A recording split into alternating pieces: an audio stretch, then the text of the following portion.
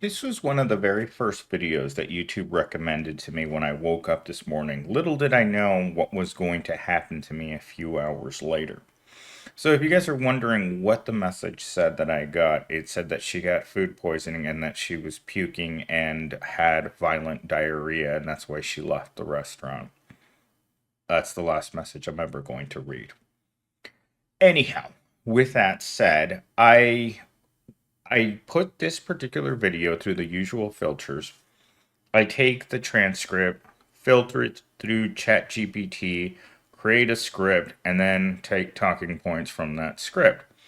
Why YouTube recommended this video to me must be because my audience is largely male and single, angry, desperate, and this is, I guess, what the algorithm thinks that I want to see. And so I just wanted you guys to hear what it wrote as the first sentence inside of its critique of this particular video. This lengthy commentary touches on various contentious topics, including gender dynamics, the rise of movements like 4B, a woman led dating strike. I think for many of us, the woman led strike has been going on for a very long time. As I was telling the person that I was in her car with today, most men have given up on women just because of the fact that they can't afford it. And as her super optimistic, mindless banter kept going on, I just started thinking to myself, this is what women really think. They think that as long as they think positively, good things are going to happen to them, and they can't stand a person like me. When I tell people that it's 100% possible to go your entire life without landing a good job, people freak out.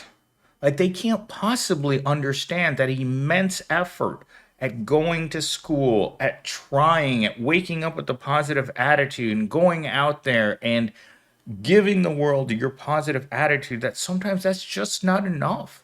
Some of us are lifelong losers. I myself was born a loser, and they're going to put me into the grave a loser. There's no way for me to get out of the way of being a loser. It's unfortunate because most of us don't choose to have a loser job, to have a loser home, and to be living your entire life in survival mode. And unfortunately, that's where I've been my whole life. And when you try to explain to normies, right, that, you are probably going to be looking for work for most of your adult life because the job you have isn't the job you want and it's the only job that you can get. It's a catch 22 out there with how much life we get to live because most of us don't get the chunk of life that we want. You don't get what you want, you get what's available. And you get what you deserve, a lot of rich people would tell you. Didn't try at life, you bad luck, wrong connections, unable to land a good job. Do you know how many people have told me in the last week, just in this past week, that the reason they have a job is because they knew someone? That's the only reason why they're employed. Everyone else that doesn't know anyone is stuck because no one's going to bat for you. In fact, I think it goes in the opposite direction. I think Tanya Harding's out there, bam, going across the knees of the entire proletariat, ensuring that you never get to even touch Susie Rottencrotch's goodies. That's how I feel about daily life. Every day that I look for work, I see the lack of good jobs. And it's not because people aren't trying. This person today was telling me, it's like, oh, you need to write a cover letter for every job. I don't qualify for every job. My job isn't a normal job. I'm not IT. I'm not HR. I'm not payroll. They're turning a lot of jobs And I'm saying this for myself. They're turning a lot of jobs into jobs that you can't use to get another job. These are such specialized jobs that you learn how to do the job. And once you lose your job, you've got to go somewhere else and start over. And a lot of companies aren't going to let you start over because they want you to already be doing the job. Like if I lost my job tomorrow because I got fired, I can't take the what I do at my current job, put it into a resume and start applying. I don't specialize in anything. I'm not payroll, I'm not accounting, I'm not finance. I have a little of everything, and that's the way Evil Corp likes to keep it. They like to keep people scared. The only way people come back to work is if they're scared. And this person that I was talking to today, they're like, "Well, you've got to bring positive energy to the workplace." Believe me, when Fleece is taking you in the morning, it's more of a beast than you know what. It's not romantic. He just takes you, bends you over, and tells you, you know what? Unfortunately, this is going to hurt me more than it's going to hurt you. That was the expression I heard every day as a child when my parents decided that it was time for discipline for little millennials team because I was a hellraiser. Me as a child was out of control. I was so angry, even at a very young age, that life sucked and that I knew things weren't going to get better. All my teachers used to tell me, it's like life gets better. You know, you meet these stupid people on the street that are doing just as bad as you are. They're buying lottery tickets, they're still crossing their fingers about meeting Mr. Right. And then they get offended when you ask them, it's like, well, if you're meeting to meet Mr. Right, then why have you met so many Mr. Wrongs? Why are you 30 and not married? Why are you 30 and still dating? Why are you 30 and still working in a call center? People don't like reality. And that video that I made on this particular topic a few weeks ago was deeply unpopular. One of my most unpopular videos that I've ever made is people don't like the truth. All right, with the monologue out of the way, let's get into the three talking points that were generated for me for this particular video. So let's go ahead and, gosh, I hope you guys aren't still looking at her like I am in this video because it's frankly disturbing. All right, so this is the first one it took. Are these expectations setting men up for failure, or are men just tired of the game altogether?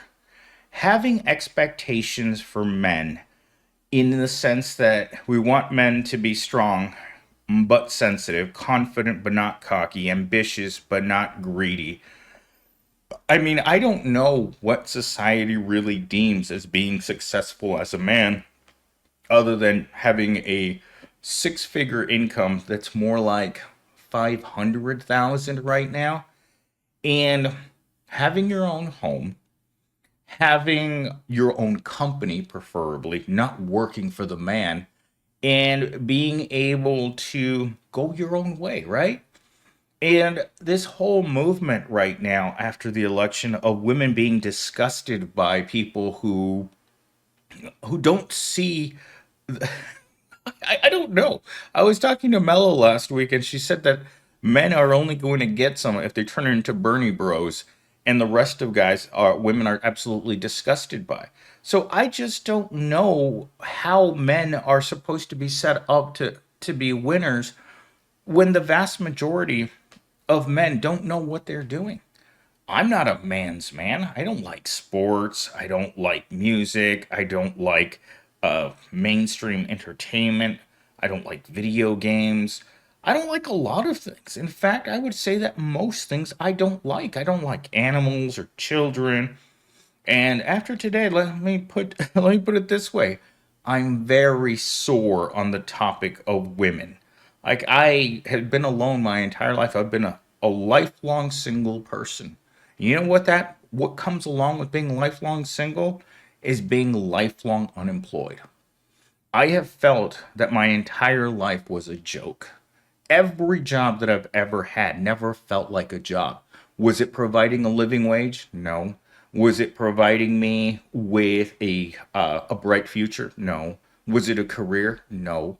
It was just a job to get me to the next Friday. And when you spend your whole life like that as a man, women are disgusted by you. It's worse than having a tiny Wiener Schnitzel between your legs, which I also happen to have, which is makes this even worse. Is that now you have the big L hanging around your neck, and you've got 2 inches of steam powered love machine that's never going to be used. But what are you supposed to do? I can't make myself successful any more than I can keep pulling on that poor governor hoping that he gets bigger. You can't force success on proletariat men. The only reason that there is a 1% is because that 99% have to fail in order to have a 1%. That means that every 1 in 100 people has money, is rich, and 1 in 1,000 is considered wealthy. 1 in 1,000 people is wealthy. Think about what that does to the other 999 people that are never going to get there. The opportunity for that one person or for the 999 people, the opportunity to just cross over to that side to be filthy rich is just not possible. The rich are that disgusting when it comes to not sharing the wealth because there is plenty of wealth in America. Is it distributed accordingly? Of course it's not. Because the people who make the laws, make the rules, the government, rich people, corporations, they make absolutely 100% that there's a wall. It might as well be 1,000 feet high and 1,000 feet wide to make certain the proletariat know what side of the wall they're supposed to stay on. And believe me, it's not good for us. In fact, I would say that it's very bad for us to have such a large wealth gap in this country. It's not even the Grand Canyon. It's like they live on their own version of Earth, and the rest of us are what do we call it, toiling in the fields, hoping. We keep looking at the wall, thinking, someday I'm going to get there. Hard work, determination, immense effort, a little luck, and I'm going to make it over there. But that wall was put there to make certain that you never, ever get there.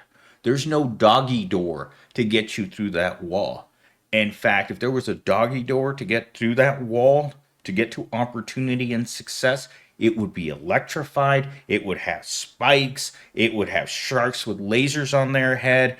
It would have Susie Rotten Crotches patrolling the area. It would have every mechanism humanly possible to make certain that you couldn't get through that doggy door.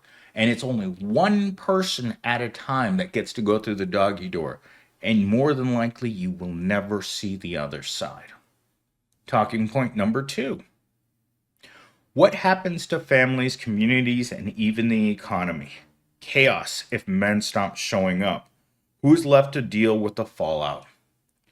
I'm telling you guys, I have met more single moms in this past week that are sour on men. I was just talking to one yesterday for an hour, and her outlook on life and dating is she's not going to date losers. Even Susie Rottencrotch, single mom version, knows that you pay first and then you get the pie. But a lot of these women aren't willing to look at proletariat men. They may have gotten knocked up with 1, 2, 3, 4, or 5 little monsters, but eventually Susie Rottencrotch knows that you just got to close your legs and wait for that one guy that's actually worth it. He's single, he has money, he's good looking, and I don't know why these women think that they're going to choose them with all those kids, but that's the guy they're looking for.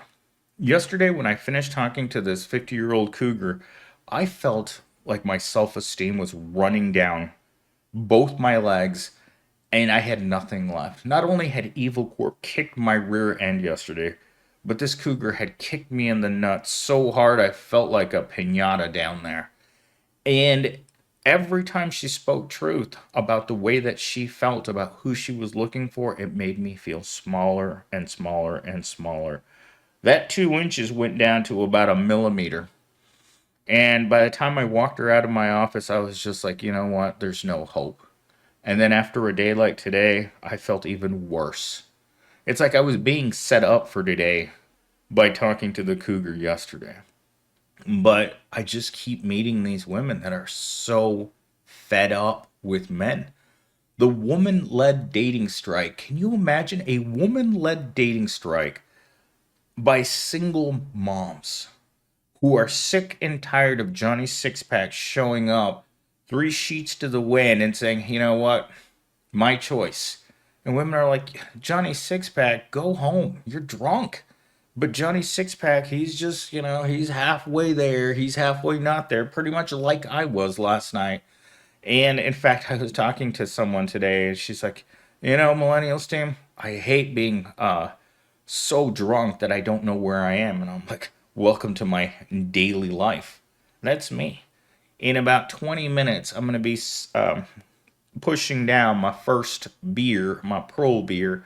And within 90 minutes, I'll be so far gone, I won't know where I am. And I got asked, it's like, why do you live like that? Someone asked me that today. It's like, how else am I going to live? Do you want me to accept reality 24 hours a day? Do you truly want me to accept the fact that I work at Evil Corp? I'm never going to get a raise, more than likely going to get fired, and then have a hell of a time finding a new job because I don't have any real job skills. I mean, how do you ask people, well, why do you do the things that you do to yourself? I'm like, because I'm miserable. I've been miserable my whole life. And this person just looked at me like, why don't you just choose to be happy?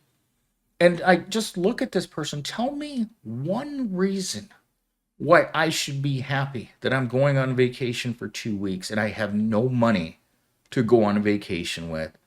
I'm going to sit here and just wait for my next paycheck. That's the only thing I get to do. If I don't use my vacation time, I lose it at the end of the year. So I'd rather just sit here in the dark, twiddling my thumbs, thinking about the vacation I'll never be able to take. And this person was completely oblivious. They're like, well, you make a lot of money. Why don't you go on vacation? Where? With who? Why would I go be miserable somewhere else? Regardless of where I go, my problems are going to follow me around like stink lines for the rest of my life. I'm going to be hated my whole life. I have been hated my whole life. I've been unsuccessful at nearly every endeavor I've ever tried. I'm not good with money. I'm not good with people. I don't really meet people very often. I mean, it seems like when I talk on here that I have this like thriving social life. I don't, guys.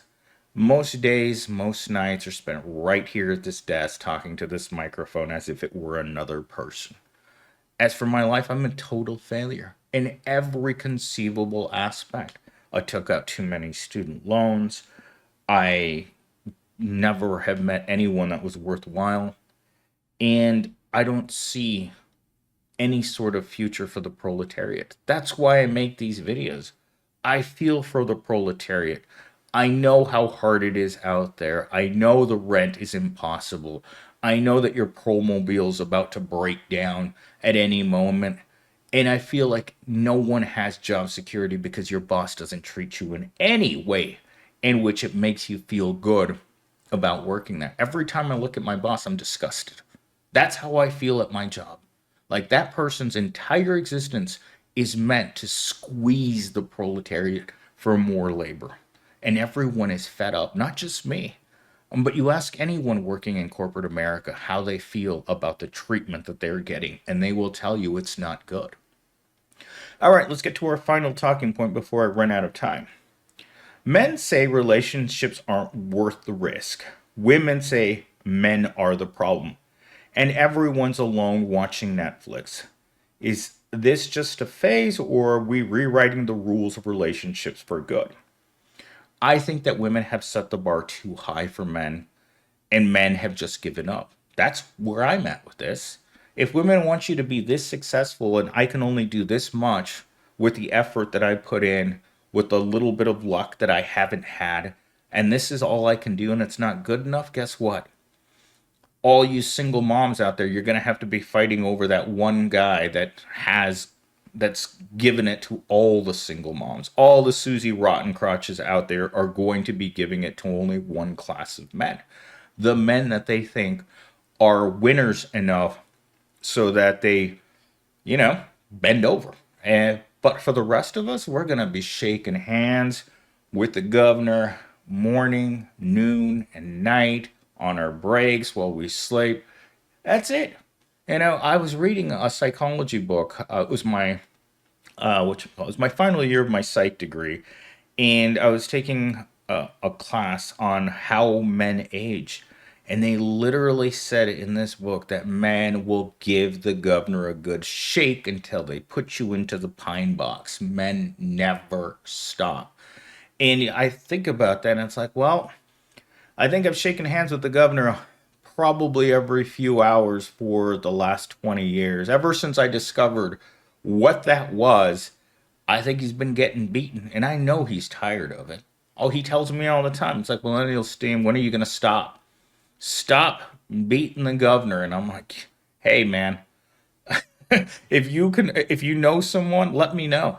Because I don't know anyone. And then he's just like, oh my God, this is going to go on like this until I stop working.